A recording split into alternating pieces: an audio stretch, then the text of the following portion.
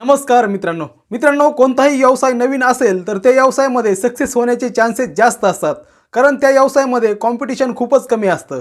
त्यामुळे आपण आज असा एक जबरदस्त व्यवसाय बघणार आहोत आणि ह्या व्यवसायामध्ये सुद्धा मित्रांनो खूपच कमी कॉम्पिटिशन आहे आणि सध्या महाराष्ट्रामध्ये हा व्यवसाय नवीनच आहे आणि सध्या खूपच कमी लोक करतात आणि हा व्यवसाय चालू करण्यासाठी जास्त खर्च सुद्धा येत नाही आणि हा व्यवसाय चालू करण्यासाठी फक्त 5,000 रुपयेच खर्च येणार आहे आणि घरातूनच छोट्याशा जागेमध्ये हा व्यवसाय चालू करता येणार आहे। चला तर जास्त वेळ न घालवता आपण व्हिडिओला सुरुवात करूया आणि बघूयात की हा व्यवसाय कोणता आहे आणि कसं काय चालू करायचा।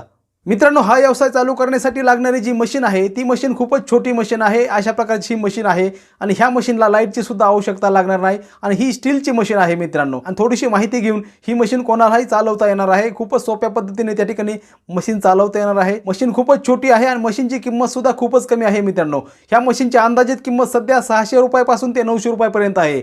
मशीनच्या क्वालिटीनुसार यामध्ये मशीनच्या किमतीमध्ये फरक असतो। मशीनला एक हँडल दिलेला आहे आणि ह्या मशीनच्या सहाय्याने घरच्या घरी प्रोडक्ट तयार करता येणार आहे। प्रोडक्टला मार्केटमध्ये सुद्धा खूपच चांगली मागणी आहे आणि मित्रांनो, ह्या व्यवसायातील प्रोडक्ट तयार करण्यासाठी लागणारा जो कच्चा माल आहे तो कच्चा माल 20 ते 30 रुपये किलोने सध्या मिळत आहे।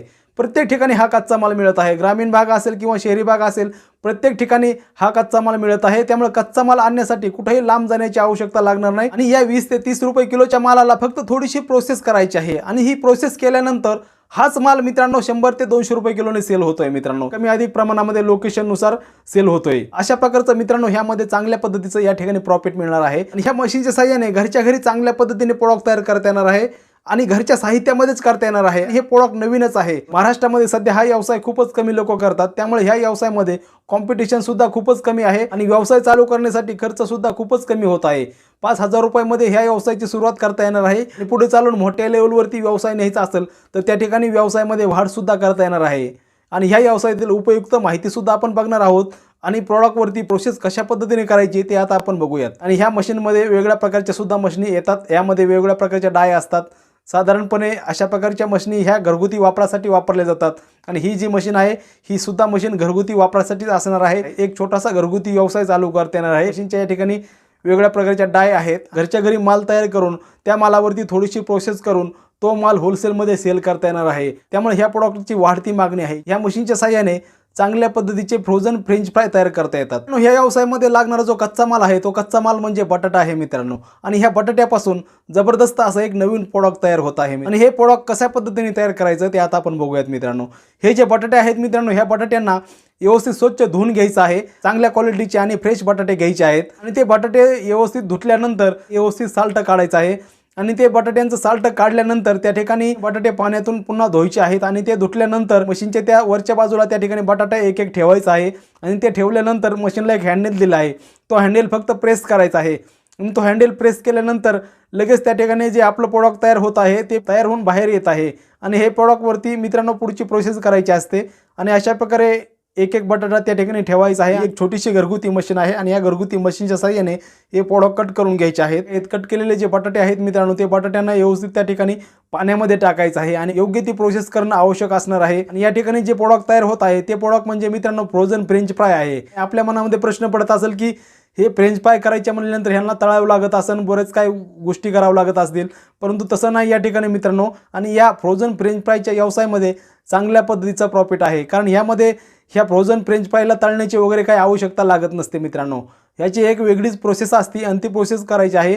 याची ब्लँचिंग प्रोसेस करायची असते। हे कट केल्यानंतर या ठिकाणी एका भांड्यामध्ये टाकायचं आहे, त्याला स्वच्छ धुवून घ्यायचं आहे आणि दुसऱ्या भांड्यामध्ये पाणी गरम करायचं आहे आणि ते पाणी गरम केल्यानंतर 20 ते 30 मिनिटांसाठी त्या पाण्यामध्ये ह्यांना टाकायचं आहे। 20 ते 30 मिनिटं झाल्यानंतर पुन्हा ते थंड पाण्यामध्ये टाकायचं आहे आणि काही वेळानंतर थंड पाणी बाजूला काढायचं आहे आणि ते व्यवस्थित त्या ठिकाणी सर्व माल त्या ठिकाणी काढायचा आहे। कॉटनच्या कपड्यावरती सुकवायला काही वेळ ठेवायचा आहे आणि काही वेळ ठेवल्यानंतर या ठिकाणी मालाची योग्य ती प्रोसेस करायची आहे आणि योग्य ती प्रोसेस केल्यानंतर या ठिकाणी पॅकेटमध्ये हा माल पॅक करायचा आहे आणि पॅकेटमध्ये पॅक करून तो माल फ्रीजमध्ये ठेवायचा आहे। अशा प्रकारचे मित्रांनो या ठिकाणी ही प्रोसेस करायची असते। ही प्रोसेस करताना अधिक माहिती घेणं आवश्यक असणार आहे किंवा या ठिकाणी तज्ञ सल्लागाराचा सल्ला घेणं आवश्यक असणार आहे कारण ही प्रोसेस करणं खूप महत्त्वाचं असतं कारण हे एक खाद्यपदार्थ आहे आणि या ठिकाणी योग्य ती काळजी घेणं आवश्यक असणार आहे। फ्रीजमध्ये ठेवल्यानंतर या ठिकाणी जशी मागणी असेल 250 ग्रॅम, 500 ग्रॅम, 1 किलो अशा प्रकारचे पॅकेट हे पॅक करून डायरेक्ट मार्केटमध्ये सेल करता येणार आहेत। अशा प्रकारचं हे फ्रोझन फ्रेंच फ्राय असतं मित्रांनो, डायरेक्ट पॅक करून मार्केटमध्ये सेल केलं जातं। हे डायरेक्ट फ्रोझन असतं मित्रांनो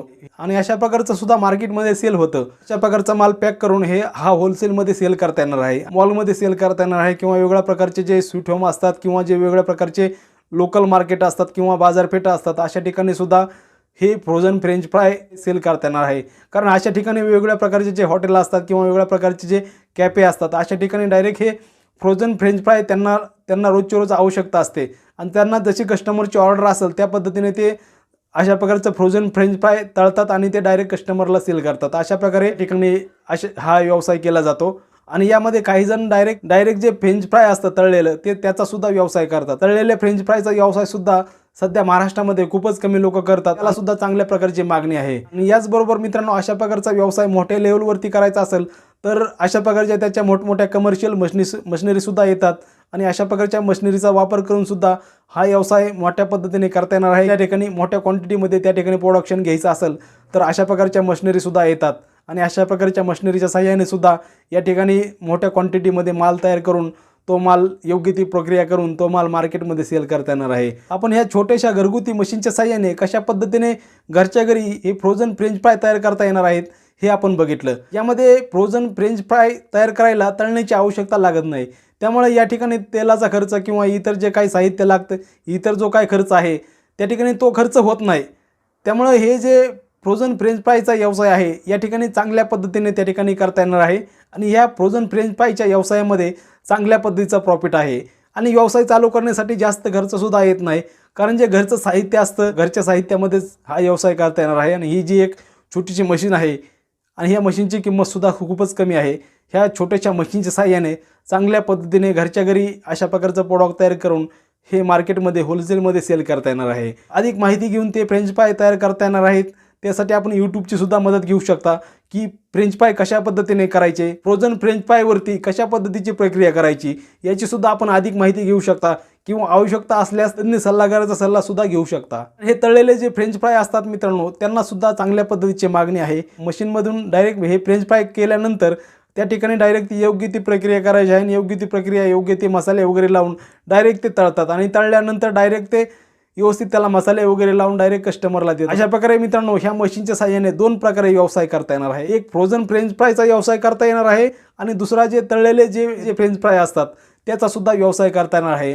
बघूयात मित्रांनो ह्या छोट्याशा व्यवसायातील काही उपयुक्त माहिती। भरपूर जणांच्या मनामध्ये असा प्रश्न पडत असेल की अशा प्रकारचं फ्रोझन फ्रेंच फ्राय घरच्या घरी तयार केलं आणि हे तयार केल्यानंतर सेल कुठं करायचं। त्यासाठी मित्रांनो सेल करण्यासाठी स्थानिक ठिकाणी किंवा जवळचे जे शहरं असतात अशा ठिकाणी सुद्धा हे फ्रोझन फ्रेंच फ्राय सेल करता येणार आहे। एक ट्रायल बेसवरती याची सुरुवात करता येणार आहे किंवा हे तयार करण्याच्या अगोदर एक छोटासा मार्केट सर्वे जर केला तर त्या ठिकाणी अधिक चांगलं राहणार। तयार करण्याच्या अगोदर आपण मार्केटची अधिक माहिती घेऊ शकता। स्थानिक दुकानदार हे अशा प्रकारचं प्रोडक्ट घेतात का, स्थानिक कस्टमर अशा प्रकारचं प्रोडक्ट घेतात का, किंवा जे जवळचे शहर असतील किंवा ज्या ठिकाणी आपल्याला अशा प्रकारचा माल सेल करायचा असेल त्या ठिकाणी खरोखरच या प्रोडक्टला मागणी आहे का याची सुद्धा अधिक माहिती घेता येणार आहे। आणि ही माहिती घेतल्यानंतर अशा प्रकारचे प्रोडक्ट हे तयार करून याचा व्यवसाय करता येणार आहे। कारण प्रोडक्ट तयार करण्याच्या अगोदरच त्या प्रोडक्टला मार्केटमध्ये किती मागणी आहे हे लक्षात घेणं सुद्धा आवश्यक असणार आहे मित्रांनो।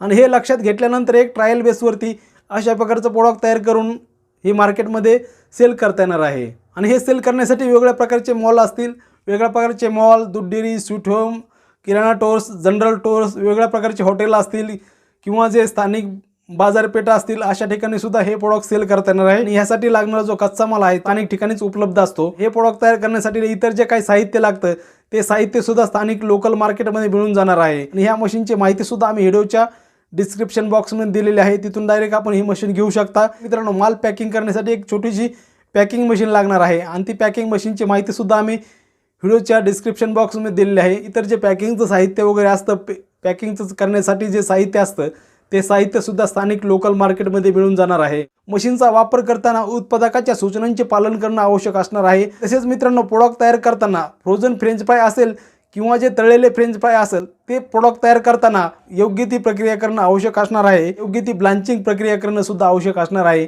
त्या ठिकाणी योग्य ती काळजी घेणं आवश्यक असणार आहे आणि त्या ठिकाणी तज्ञ सल्लागाराचा सल्ला घेणं सुद्धा आवश्यक असणार आहे। अजून एक महत्त्वाचा आणि उपयुक्त मुद्दा म्हणजे हा जो फ्रेंच फ्रायचा व्यवसाय आहे हा एक खाद्यपदार्थांचा व्यवसाय आहे। त्यामुळे या ठिकाणी फूड लायसन्सची आवश्यकता लागणार आहे। आणि याचबरोबर मित्रांनो, खाद्यपदार्थांच्या बाबतीत जे काही कायदे असतील त्या कायद्यांचं पालन करणं आवश्यक असणार आहे। आणि याचबरोबर मित्रांनो, व्यवसाय चालू करताना स्थानिक अथॉरिटीकडून NOCची आवश्यकता सुद्धा लागणार आहे। आणि याचबरोबर मित्रांनो, अजून एक महत्त्वाचा आणि उपयुक्त मुद्दा म्हणजे व्हिडिओमध्ये सांगितलेली मशीनची किंमत ही अंदाजित किंमत आहे। भविष्यामध्ये मशीनची किंमत ही कमी जास्त होऊ शकते आणि याचबरोबर व्यवसाय चालू करण्याची जी किंमत आहे ती किंमत सुद्धा अंदाजित आहे। एकंदरीत व्हिडिओमध्ये दिलेली जी आकडेवारी आहे ती आकडेवारी अंदाजित आहे। भविष्यामध्ये ती आकडेवारी बदलू शकते, हे सुद्धा लक्षात घेणं आवश्यक असणार आहे। अजून एक महत्त्वाचा आणि उपयुक्त मुद्दा म्हणजे व्हिडिओमध्ये सांगितलेली जी माहिती आहे ही एक शैक्षणिक उद्देशातून आपल्याला एक व्यवसायाची कल्पना सांगितलेली आहे आणि ही एक सामान्य माहिती आहे। कारण कोणताही व्यवसाय चालू करण्याच्या अगोदर तज्ञ सल्लागाराचा सल्ला घेणं आवश्यक असतं, कारण व्यवसायामध्ये जोखीम असते, त्यामुळे तज्ञ सल्लागाराचा सल्ला घेणं त्या ठिकाणी आवश्यक असणार आहे। अशा प्रकारे मित्रांनो, आपण आज या छोट्याशा म्हशीच्या साहाय्याने घरगुती छोट्या स्तरावरती कशा पद्धतीने प्रोडक्ट करायचं आणि कशा पद्धतीने छोटासा व्यवसाय करायचा याबद्दल माहिती बघितली। आपल्याला हा महत्त्वपूर्ण व्हिडिओ आवडला असेल तर व्हिडिओला लाईक करा। यासंबंधी आपला काय प्रश्न असेल तर तो आपण कमेंट बॉक्समध्ये विचारू शकता आणि हा व्हिडिओ जास्तीत जास्त गरजू बांधवांनाही शेअर करा, त्यांना सुद्धा ही महत्त्वपूर्ण माहिती उपयोगी ठरू शकते। आणि आपण चॅनलवरती नवीन असाल तर चॅनलला सबस्क्राईब करा, बेल आयकॉन दाबून ऑलवरती क्लिक करा, जेणेकरून येणाऱ्या सर्व व्हिडिओच्या सूचना आपल्याला वेळेवरती मिळतील। धन्यवाद।